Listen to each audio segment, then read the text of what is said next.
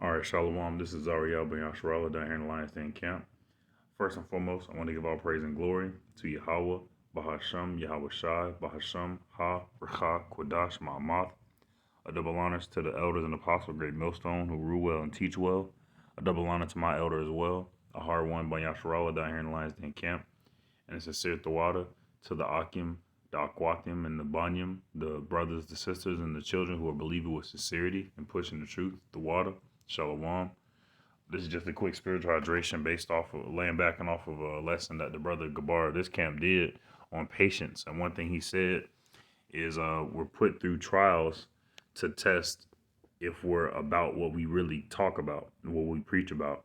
So if a brother did a lesson on, making sure that you're always, representing Yahweh Hashem Yahweh Shai, he should be always representing Yahweh Hashem Yahweh Shai in all aspects of his life, making sure that um, right now I'm kind of getting into boxing and I'm learning blocks.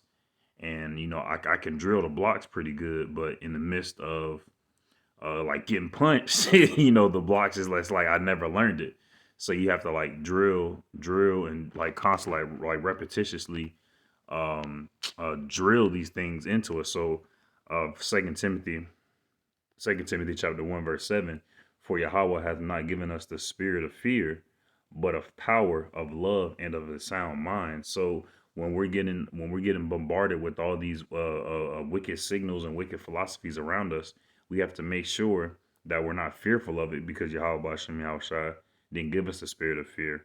We have to make sure we remember Yahweh because He is our power, and when those things come at us, make sure to remember also love, okay, compassion for your fellow brethren, your fellow Aquatim, and the children around you, and also making sure that you're being wise as a serpent, harmless as a dove, not being envious of the oppressor, but just making sure that you're being peaceable to him, so that way you can survive in the society and of a sound mind. Okay, so knowing that with all the chaos that's going on outwardly, inwardly, your mind, okay, that is sound. Sound. Let me get that.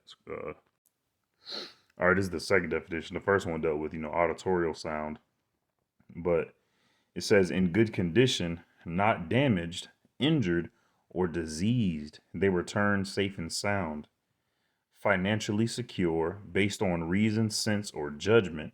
So we have to make sure that we're basing everything. So, if, like when Jacob's trouble truly sets in, and these famines and plagues are all around us, we have to make sure that we have a reason within us. We have to make sure that we're not moving off of emotion. We have to make sure that we're not, seeing calamity before it's like, oh my gosh, oh my gosh. Of course, move and protect yourself and protect others around you. But at the same time, you don't have to move in haste. You don't have to move in emotion. You have to move by reason. All of this that's happening around me, all this calamity is being done so that way this place can be destroyed and Yahweh can send Yahweh Shai to save us out of this place. So we have to make sure that we continue to move in the spirit of Yahweh Shem Yahushua based on reason, based on good sense or judgment, competent, reliable, or holding acceptable views. Acceptable views. People out here hold very horrible views on things, specifically towards the righteousness of Yahweh Hashem Yahushua, towards the laws and the ways and the statutes of Yahweh Bahashem Yahushua. All right, and it says of sleep deep and undisturbed. For shit deep and undisturbed, make sure you have an undisturbed mind. All right, so let me go back to it. All right, so this is Matthew chapter 7, verse 24. It says, therefore, whosoever heareth these things of mine, doeth them. Hold on, because I wanted to read all of this. Matthew 7 and 24. Therefore, whosoever heareth these things of mine and doeth them, I will liken him unto a wise man which built his house upon a rock. And for those of you who aren't aware of architecture, you don't want to build a huge structure on a soft foundation. You want to build it upon a rock. All right, I'm going to keep going. Verse 25. And the rain descended, and the floods came, and the winds blew and beat upon that house, and it fell not, for it was founded upon a rock. So when all of these punchings are coming towards us, we have to make sure that we that we do the right block, because if you do a if you block a hook the way you will block a jab, the hook is going to connect. And if you block a hook, then there's two different blocks for blocking a straight punch and a hooking punch. There's two different ones. And if you do the wrong one, you're going to get hit.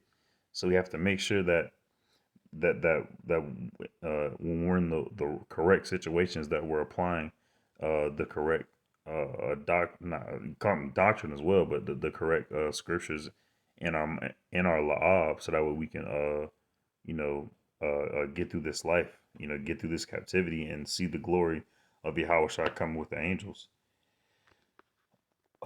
Verse 26, and everyone that heareth these things of mine and doeth them not, so the 2/3 of our people, the wicked, Esau, so-called Caucasian race, these Gog and Magog, the Russians, the Moabites, the Chinese, all these, and doeth them not, shall be likened unto a foolish man, which built his house upon the sand.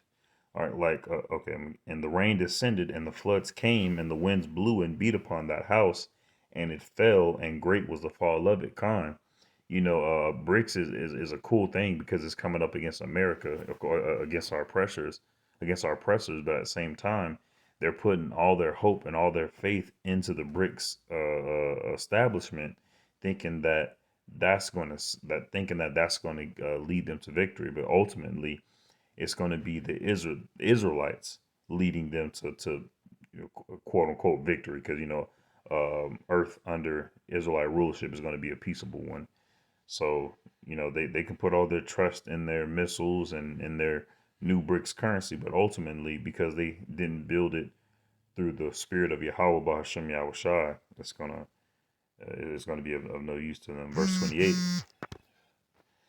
And it came to pass when Yahweh Shai had ended these sayings, the people were astonished at his doctrine, for he taught them as one having authority and not as the scribes. Cons. We have to remember that the teachings that were the teachings that we're basing our life off of, all right, were taught by someone who as one having authority.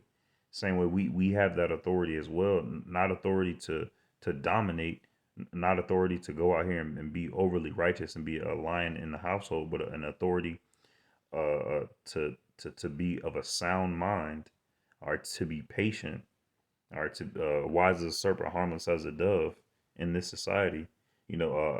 Knowing everything we know and having the power that we have, having the authority that we have given to us by Yahweh, through Yahweh Shai, we still have to maintain our composure, or always keep form, maintain order, maintain form within thyself.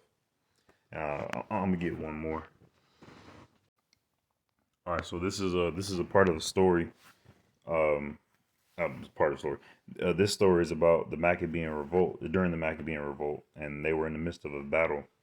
So this is First Maccabees chapter 6, verse 43. It says, Eleazar, also surnamed Saran, perceiving that one of the beasts armed, and they were fighting. I forget who they were fighting, but they were fighting with elephants. Eleazar, also surnamed Saran, perceiving that one of the beasts armed with royal harness was higher than all the rest, and supposing that the king was upon him. All right. Verse 44, put himself in jeopardy. That means that he broke the line. He broke order. Because in the midst of a battle, you're gonna have your side and their side, and the whole purpose is to kill as many people on their side without your line being broken. Verse 44, put himself in jeopardy to the end he might deliver his people and get him a perpetual name. That's all he was focused on. All right, yeah, it's cool, that he might deliver his people. That cool, but it's so that to the end he might deliver his people. He should only be relying on Yahweh Shem Yahshua and get him a perpetual name rather than lifting up the name of Yahweh. Verse 45, wherefore he ran upon him courageously through the midst of the battle, slaying on the right hand and on the left. Ooh, so that they were divided from him on both sides. Wow. which done, he crept under the elephant and thrust him under and slew him. Ooh. Whereupon the elephant fell down upon him, and there he died. Mm. So when you break rank, when you get out of line, when you only think about yourself and not the Lord, that's what's going to happen to you. All right.